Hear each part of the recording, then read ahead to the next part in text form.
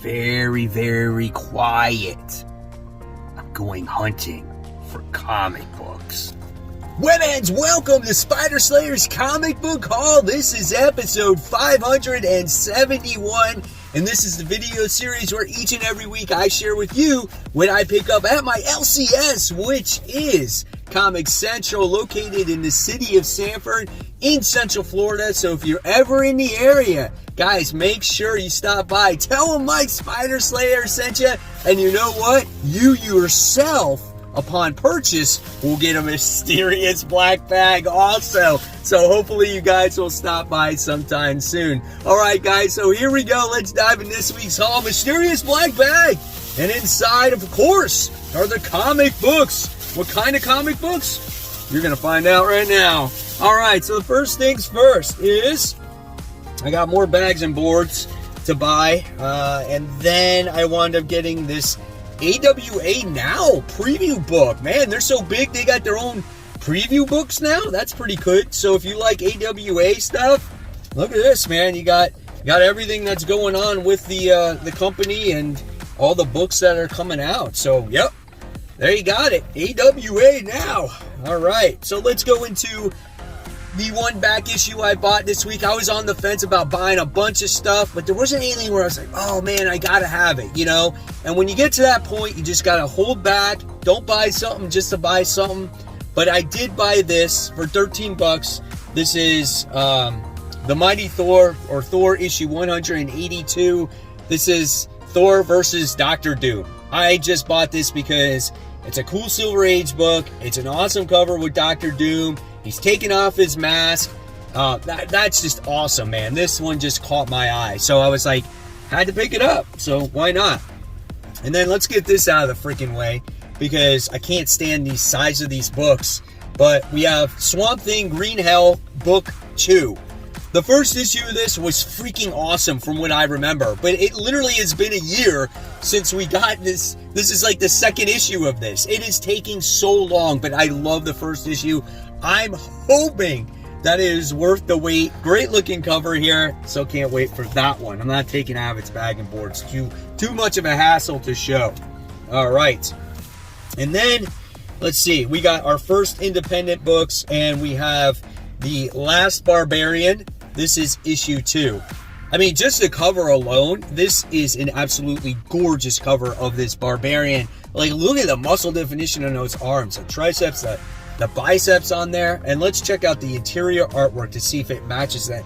It's not going to match the cover art, of course, but you hope for a book like this to have great interior art. And it does. I love the facial expressions of the character. So I am looking forward to this book. Her brother's like this 7-foot giant. She can't get a job. She's not part of the guild. Sounds like an interesting premise for a book.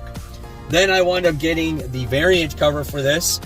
Don't know who this character is, right? But I had to pick it up because why not? Then we finally get the return of 8 Billion Genies, issue 7 of 8. Holy cow, man. This has been a hot minute since this has been out. But looking forward to this. I think we're 8 decades now. Yeah, the first 8 decades. It's hard to believe that Earth is still there. There's like literally chunks missing from the Earth. You got the moon there that just has a smiley face on it. It's kind of creepy. Who knows what the world is like right now? How many genies are left? Looking forward to it, man. Book 7. All right. It promises no more foreshadowing. It took 4 issues to get to this main story here on what the Fantastic Four is going to be about. We'll see what it does have to offer. I do love the artwork in this comic book. I just hope that the story is going to be a solid one. Look at that, man. It does. It looks like it's promising. You know, you got that 2-page spread showing what's going on in New York. How did we get to that point? I don't know. There's a lot of story, though, so I'm looking forward to it. All right.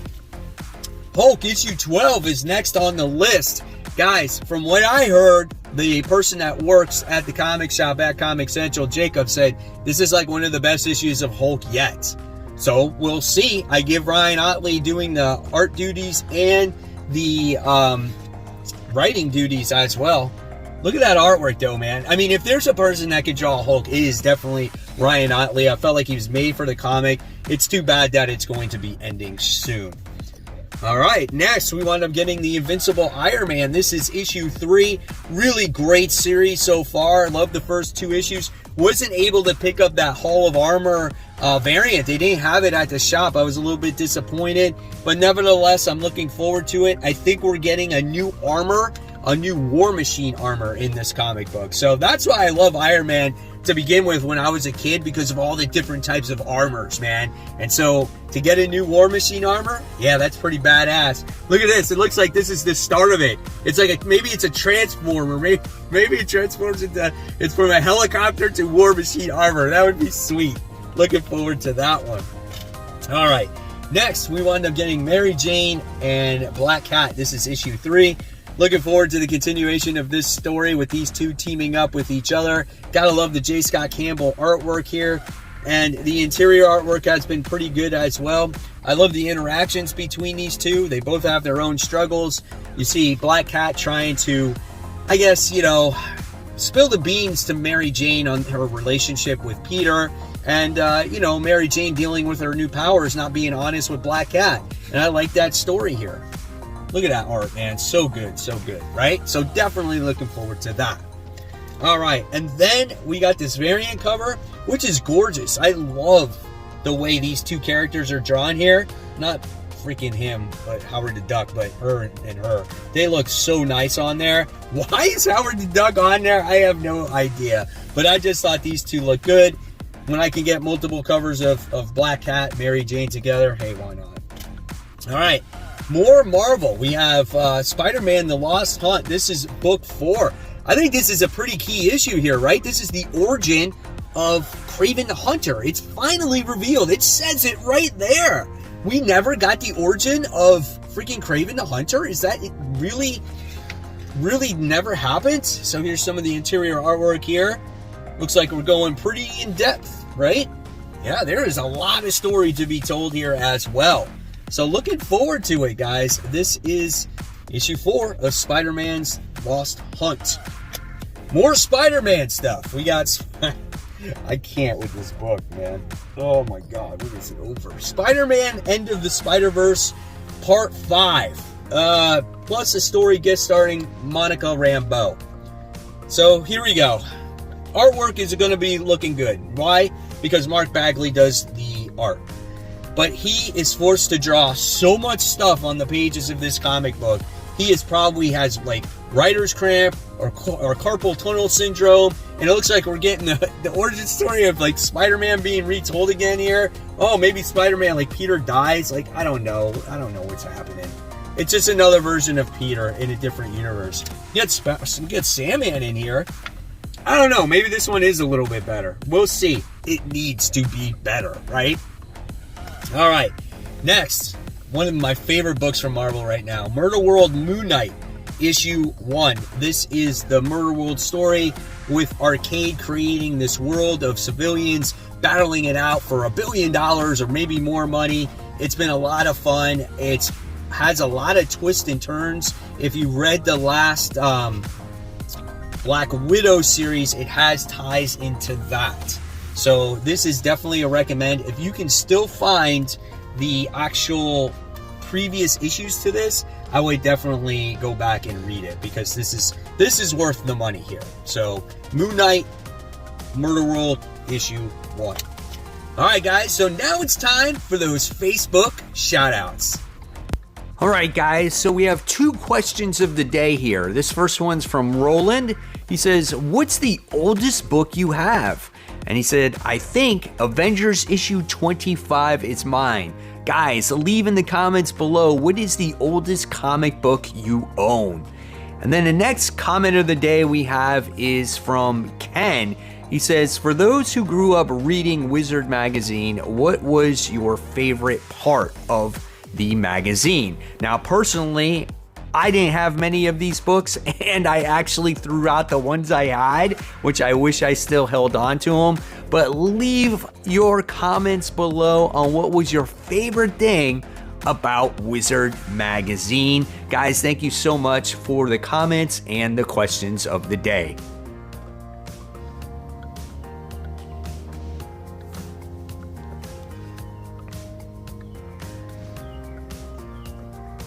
Okay, so continuing on, we got more Marvel here. We got Sins of Sinister Nightcrawlers, issue 1, the next spin-off book where we get to see Nightcrawler, Wolverine, Spider-Man. They're mashups, right? And Mr. Sinister has definitely mixed these two up. I guess he's just called the Wall Crawler. So that could be a lot of fun. I don't know what to expect. Artwork looks good in here too. Who does the artwork in this one? It doesn't even say on the front cover, which I hate that. I'll have to find that out either. But look at that. Colors are bright and vibrant. I don't know if it's Paco Mandino who did this one also. It is Paco Mandino. So he did the last one with the Storm series. So that's pretty awesome. I'm looking forward to this. All right.